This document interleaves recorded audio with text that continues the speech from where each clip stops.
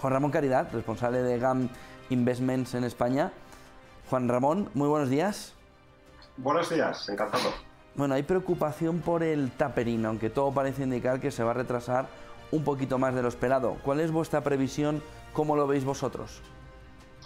En las próximas reuniones cada vez hay más voces que vienen a poner encima de la mesa que, dado la evolución de los datos de empleo y sobre todo la evolución de la inflación, aunque sea por el lado de bienes, tiene sentido empezar a limitar, si no parar, los estímulos. Y yo creo que esa es la gran diferencia en lo que van a intentar manejar los bancos centrales, que a partir de enero se limite las compras y el balance de la Fed deje de crecer. Tapering es un poco algo previsible y razonable, el que no se empiece a extrapolar en un tightening, o sea que no hay una reducción drástica de ese balance y sobre todo qué se va a vender o qué no se va a vender, es un poco lo que es referencia y lo que hay que prestar atención en las próximas reuniones de la FED.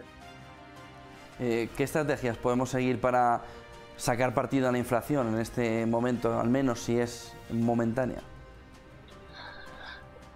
Hay varias y probablemente, aunque choque, los bonos ligados a la inflación ya han descontado en gran medida los incrementos de precios. Sobre todo en Estados Unidos las expectativas ya no solo de inflación, sino de crecimiento para 2020 son muy altas.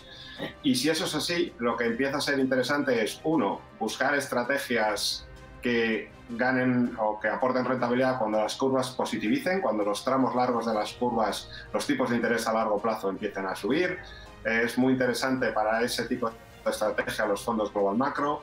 También se adaptan muy bien a los repuntes de inflación los fondos de titulizaciones hipotecarias, sobre todo las de non-agency, las que tengan riesgo crediticio, para que se me entienda, y sobre todo estén ligados al tema residencial. Y luego también tenemos los fondos de materias primas o cualquier estrategia que tenga relación con algún sector que tenga capacidad de fijación de precios, como puedan ser las infraestructuras o los bienes de lujo. ¿Alternativas para el inversor en renta fija? Ahí es más complicado, pero también las hay. Yo creo que en renta fija, pues lo que hemos dicho alguna vez, que ni renta ni es fija y de donde no hay no se puede sacar. Así que de dónde sí que queda algo de cupón interesante, queda en la deuda financiera de los grandes bancos. Creo que además en un entorno de inflación y con Basilea 4 y Solvencia 2 animando a los bancos a recomprar su antigua deuda, es una opción. Deuda financiera subordinada de los grandes bancos, de los emisores investment grade. Otra alternativa que tienen los inversores es la renta fija emergente conservadora. No me refiero solamente a hard currency, sino mezclar la deuda local y la de divisa fuerte de los emergentes con las coberturas baratas que a día de hoy ofrece el mercado, y es de los momentos donde cubrir el riesgo de las divisas de los mercados emergentes es de lo más barato en la última década.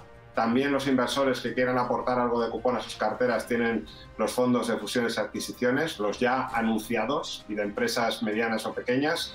Y por último tienen también lo que comentábamos antes, todo lo que es titulizaciones residenciales, crédito inmobiliario hipotecario, los de más calidad crediticia, gente que lleve pagando su hipoteca desde el año 2006, 7, 8 y que no impagaran durante su prime, son gente que tiene unas casas que ahora valen mucho, deben mucho menos y por lo tanto es un tipo de riesgo crediticio muy atractivo. ¿Qué activos son los que peor han funcionado? Sin duda, en este comienzo de año ha sido todo lo que no tenía que ver con Estados Unidos y China. En concreto, lo que más ha sufrido ha sido la renta fija emergente en divisa local. O sea, yo creo que es muy importante a día de hoy, y sobre todo mirando de cara a los próximos 6 meses, ver cómo parece que Estados Unidos, las expectativas de crecimiento para 2022 son espectaculares según se empezó a ver que el proceso de vacunación iba siendo muy efectivo, y Europa, las expectativas para 2022 fueron horribles, siguen siendo incluso peores que los niveles prepandemia cuando Estados Unidos está muy por encima. O las vacunas funcionan en los dos lados, o solamente porque haya 3-6 meses de retraso en un sitio respecto al otro, no tiene sentido que haya esa dispersión. Lo mismo ha ocurrido en los emergentes. Parece que las vacunas en China funcionaban fenomenal y en cambio en Brasil, en India, en Turquía, en México, en Sudáfrica, todo el escenario era apocalíptico. Esa dispersión, esas diferencias hacen que a día de hoy es muy fácil que si la producción industrial en China o las importaciones siguen tan fuertes como hasta ahora, la renta fija emergente en divisa local, que ha sido el gran patito feo en este comienzo de año, tenga muchísimo más potencial. Y yo creo que me parece muy buena la pregunta, en el sentido de que tiene mucho sentido ver quién se ha quedado atrás, porque la dispersión que ha habido entre los grandes motores de crecimiento y entre la efectividad de las vacunas ha creado enormes diferencias, y es muy probable que esas se reviertan en lo que va de año, en lo que queda de año. Y para terminar, ¿nos puedes dar un poco de idea? Porque hay mucho inversor pensando que las fusiones y las adquisiciones cada vez van a tener más sentido en esta salida de la pandemia. ¿Hay fondos que puedan orientarse a ello?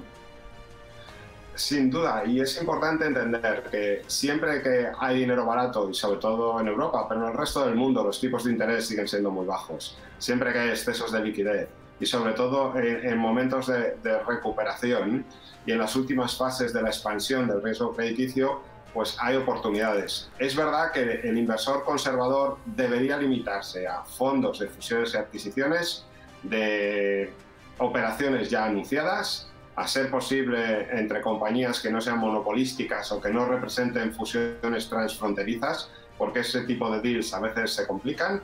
Y si se limita uno al resto, no se va a hacer rico, pero sí que puede obtener, aspirar a retornos entre el 3-5% con volatilidades del 2%, que a día de hoy es una relación rentabilidad-riesgo muy interesante, y por supuesto los hay, UCITS y registrados en CNMV. Muchísimas gracias, Juan Ramón Caridad, responsable de GAM Investment en España. Buen día y buen negocio, Juan Ramón, muchas gracias. Igualmente, un placer.